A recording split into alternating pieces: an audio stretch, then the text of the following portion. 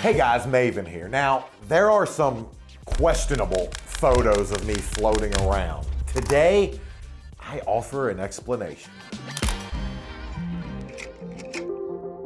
I have been asked about this picture 1,000 times since it was taken in 2005. Let me set the scene. This was taken while I was a cast member on the reality show, The Surreal Life. And we actually found ourselves on a film set filming a Smash Mouth video. The idea of the video was the lead singer, Steve Harwell of Smash Mouth, was checking into a seedy motel, and every room he steps into, something different is happening. And I had to play the DEA agent, but not just any DEA agent, an oiled up, in my underwear DEA agent with one of my housemates, Andrea Lowell. And Andrea definitely was attractive. I would quickly find out though that I was not her type. It was about as platonic of a relationship as there's ever been. Then to this day, Andrea is still someone I consider a friend. And last time I remember, I think she's actually married, so if you're her husband, don't worry, nothing happened. That's about as close as I got to her. But still, this picture, it does raise questions. I'm here to tell you, the questions I wish it raised aren't what you're thinking. This was during one of my TNA house show matches with UWF, and Scott and I found ourselves opposed, and it was truly one of the easiest matches because he had a condition known as drop foot, making it difficult at times to lift the front part of his foot, and in the ring, this would sometimes lead him to botched spots. So Scott was, I don't want to say half of the wrestler that he once was, but he definitely wasn't the wrestler that we all knew and loved from WCW. That said, still Big Papa Pump. He still looked like this, and he still commanded not only respect, but still a little bit of fear. Scott was always easy to work with, and I left every match, every time I was in the ring, the exact same way I went in, 100% healthy. Oh my gosh, here we are. We're with Matt Cardona, we're with Cardona at his wedding. Matt Cardona approached me a few years back, being the indie god, and by that I mean the independent wrestling scene's king. And at the time, he was working for a company, GCW, Game Changer Wrestling, and he was playing off the old Randy Macho Man Savage wedding to Miss Elizabeth. And anyone that knows professional wrestling knows if there is a wedding, it is going to end poorly. Obviously, that's how this one ended. My role in this was simple. I was going to be performing the ceremony.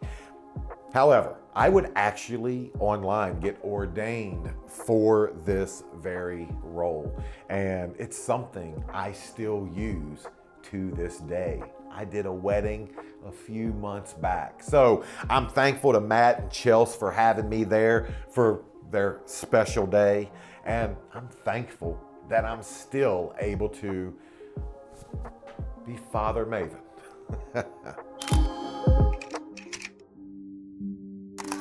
Oh wow, this, not many of these pictures exist.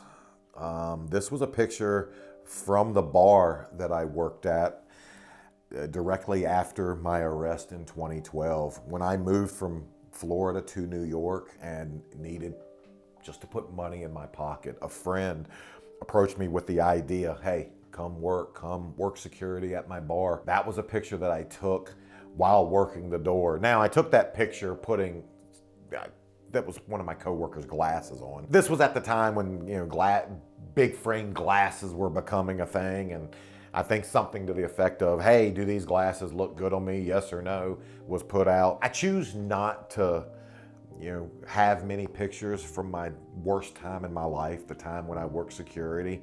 That said, I'm grateful that somebody had my back at my lowest point. Grateful that pictures like this exist because it helps remind me of where I've been.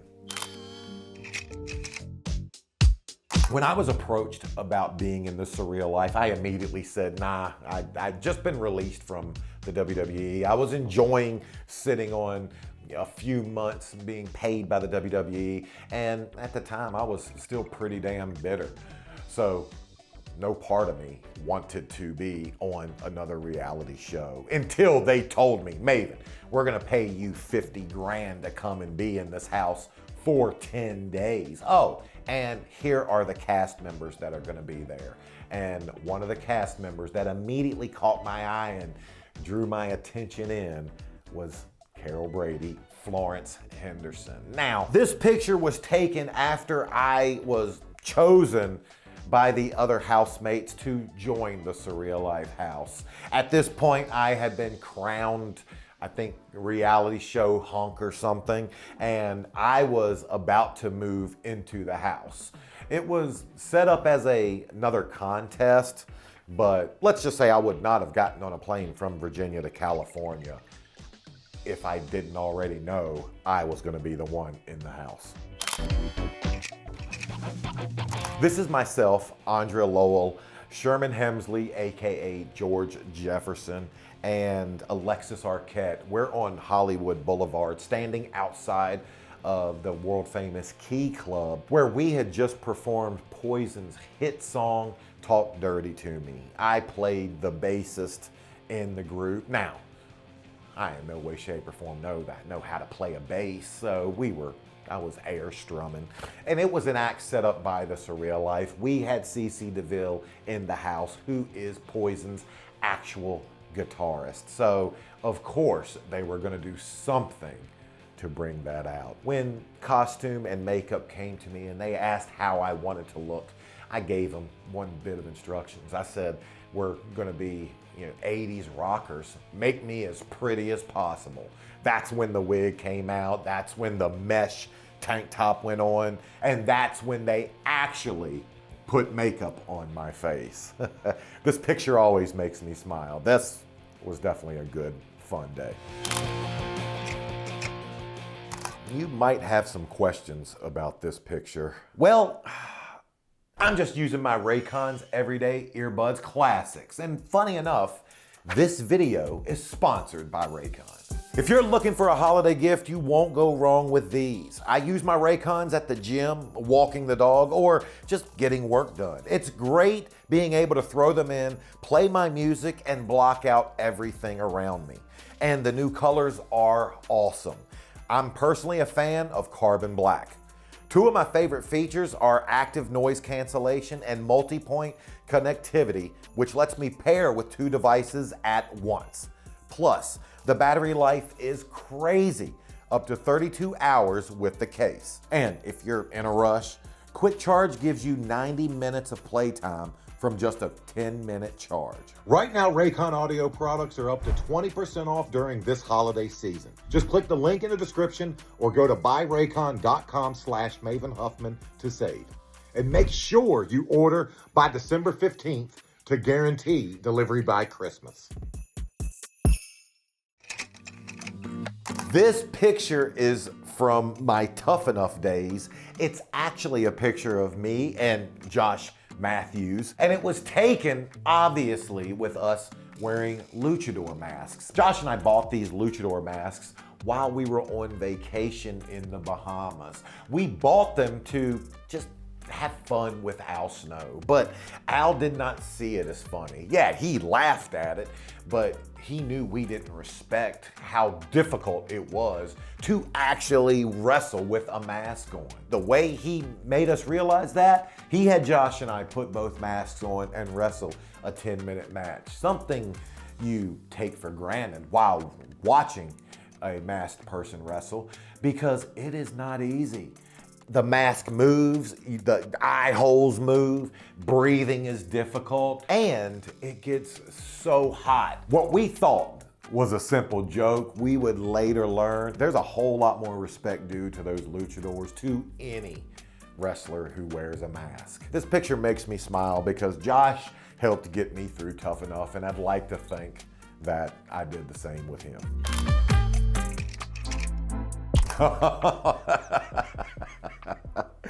Oh gosh, this picture is one that my mom yelled at me endlessly over. This was actually taken and put in my college's newspaper. I was a baseball player in college, and going into my senior year, I was having a pretty decent season, and the school newspaper, the Weather Vane, hit me up and said, "Hey, Maven, we want to do an interview with you."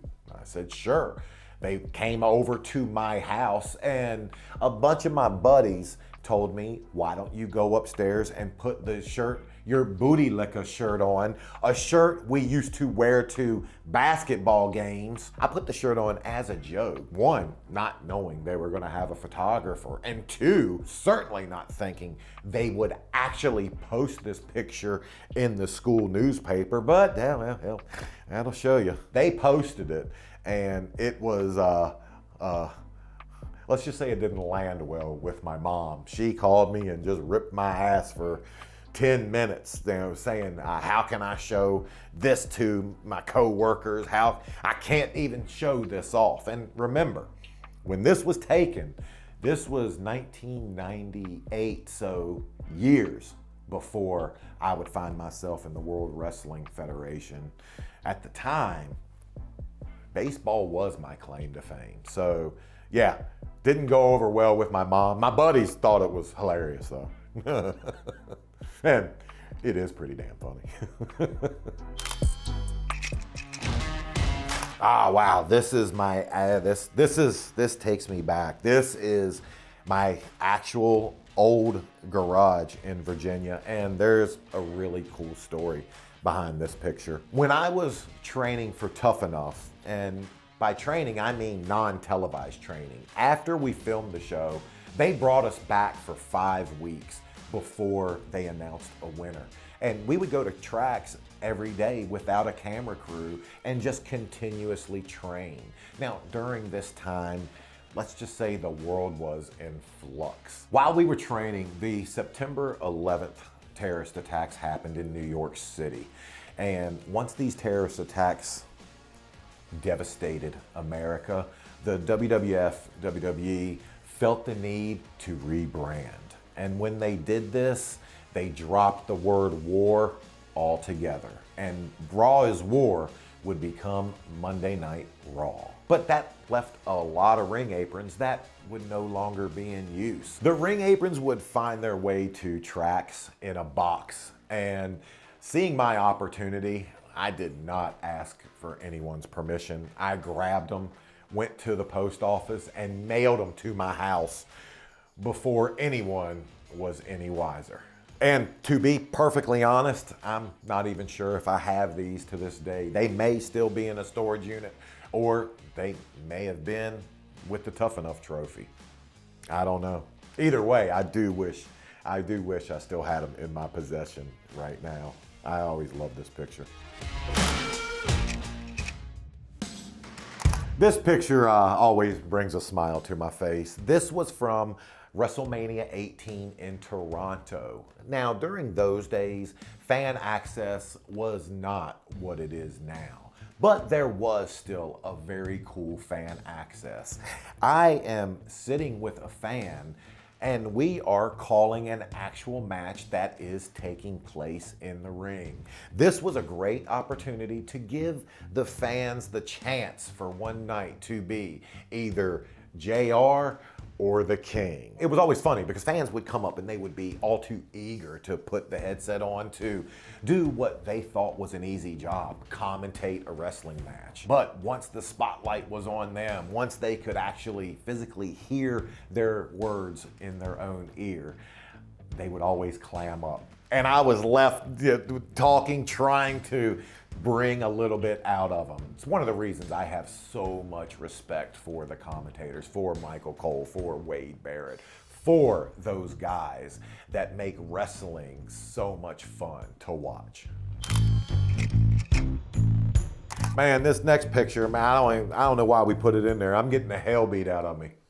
Nah, I'm kidding. This is actually a picture taken from a charity softball event. Following my time in the WWE, I was fortunate enough to work with various charitable organizations, and one of the yearly events I was able to do was a softball tournament. They would bring in a lot of reality show stars and other wrestlers. Somewhere in this picture is Billy Gunn as well. Now, an actual game would take place, but it was not serious, and fights would break out. And obviously, this is just one of the play fights that I was involved in during this event. Always one of the highlights of my calendar year. Oh, wow. Okay. It's funny that this picture is in there because I actually still utilize this picture. This was, and maybe still is, my LinkedIn profile pic, but the picture did not originate there. This was actually my official picture for HSN, the Home Shopping Network, when I got the job. Whenever anything went out, a brochure or something was put online, this was the picture that they used. While on HSN, they would oftentimes ask me to go on to-do shows with hair. I don't know if it's just they didn't like the bald look or if it was something to do with lighting, but I look back at this maiden with a full head of hair and yeah, those days are long gone. But hell, that's not gonna stop me from using the damn picture, is it?